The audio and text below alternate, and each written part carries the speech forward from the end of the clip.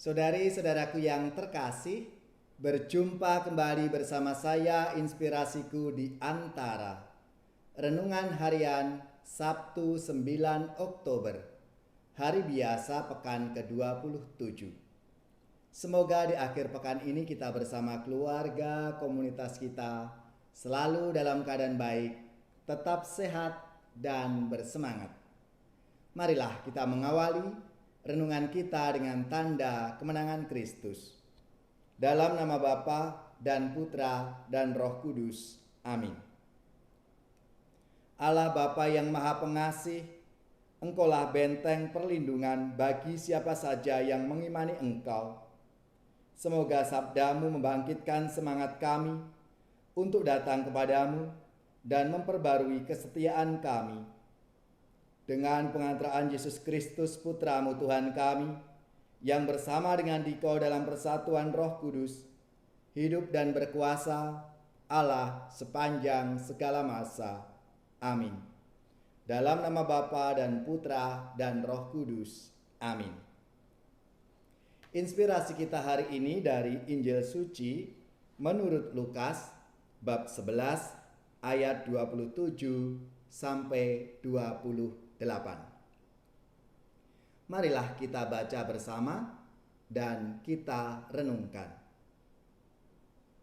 Pada suatu hari, ketika Yesus sedang berbicara kepada orang banyak, berserulah seorang wanita dari antara orang banyak itu dan berkata kepada Yesus, "Berbahagialah ibu yang telah mengandung dan menyusui engkau."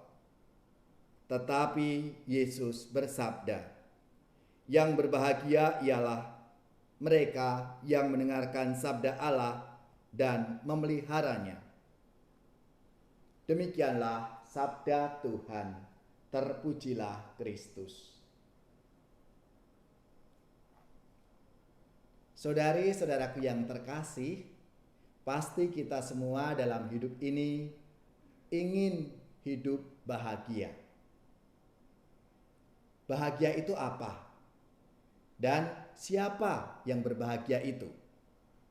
Kalau baru saja kita membaca dan mendengarkan sabda Tuhan, yang berbahagia adalah mereka yang mendengarkan firman Allah dan memeliharanya.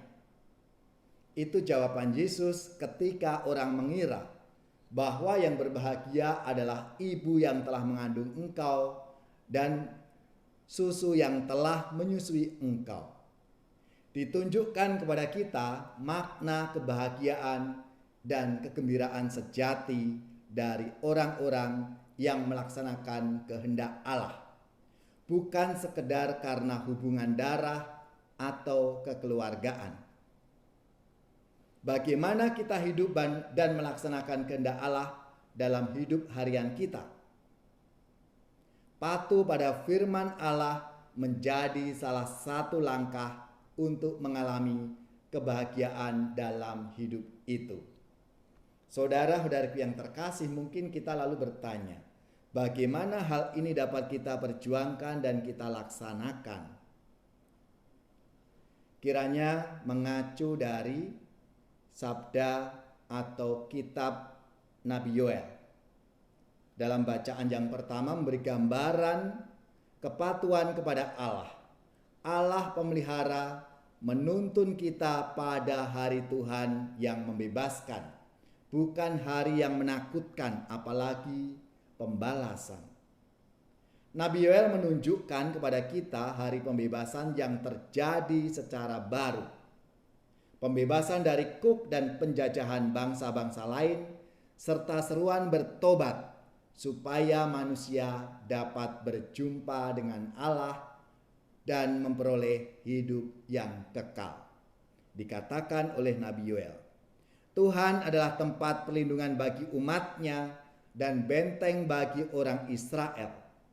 Pada waktu itu akan terjadi bahwa gunung-gunung akan meniriskan anggur baru, bukit-bukit akan mengalirkan susu, dan segala sungai Yehuda akan mengalirkan air. Mata air akan terbit dari rumah Tuhan dan akan membasahi lembah Sitim. menghadapi keadaan baiklah situasi dunia yang menjadi bagian hidup kita, dunia baru sebagai rumah bersama dalam keadaan baiklah yang nantinya akan kita wariskan kepada generasi kita selanjutnya. Maka semangat dari ensiklik Laudato Si yang dicanangkan oleh Paus Fransiskus pada tanggal 24 Mei 2015 tentang perawatan rumah bersama serta upaya yang konkret yang nyata menghindarkan keserakahan, mengeksploitasi bumi dan alam semesta selayaknya menjadi upaya bersama. Maka peringatan 5 tahun ensiklik Laudato Si telah dibuat selama sepekan Laudato Si pada tanggal 16 sampai 24 Mei 2020 tahun lalu. Semoga perayaan itu bergema secara nyata dalam pemeliharaan alam semesta sampai kapanpun, juga pada Hari Pangan Sedunia di bulan Oktober ini. Paus Fransiskus menyerukan kemendesakan untuk menanggapi krisis ekologis.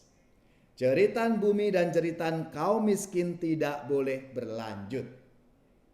Marilah kita merawat ciptaan karunia Allah Sang Pencipta kita yang baik. Marilah kita merayakan Pekan Laudato Si bersama-sama. Lalu apa yang bisa kita lakukan? Tindakan sekecil apapun untuk merawat bumi dan air, misalnya kita keluarga-keluarga memelihara lahan pekarangan dengan menanam dan merawat tumbuh-tumbuhan dengan tanaman semusim untuk ketahanan pangan. Ingat pengalaman menanam ketela pohon dan aneka jenis sayuran selama pandemi COVID-19 ini. Lalu kebiasaan tidak membuang makanan dan menghabiskan makanan yang telah kita ambil sendiri supaya kita ini tidak merampok hak orang miskin. Lalu kebiasaan kita untuk irit air, misalnya mematikan keran saat kita sedang sikat gigi atau gosok gigi dengan menggunakan gelas air minum. Ini merupakan upaya nyata menjaga keutuhan ciptaan dan mewariskan hal-hal yang baik untuk generasi kita yang akan datang. Maka marilah Bapak Ibu, saudara-saudariku yang terkasih, melalui sabda Tuhan hari ini kita semua diingatkan untuk menciptakan kebahagiaan mulai dari keluarga, komunitas kita masing-masing. Supaya nanti semakin banyak orang mengalami rahmat kebahagiaan itu karena merasakan rahmat dan kasih Tuhan lewat hal-hal konkret yang kita lakukan setiap hari.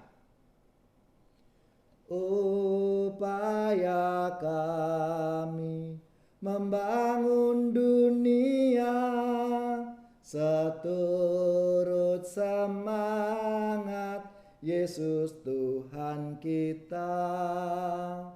Curahkan roh-Mu kepada umat-Mu, dampingi kami Tuhan selalu. Anugerahilah seluruh Nusantara agar hidup rukun, damai sejahtera. Kami bersyukur padamu ya Tuhan, Engkau yang maha murah, maha besar.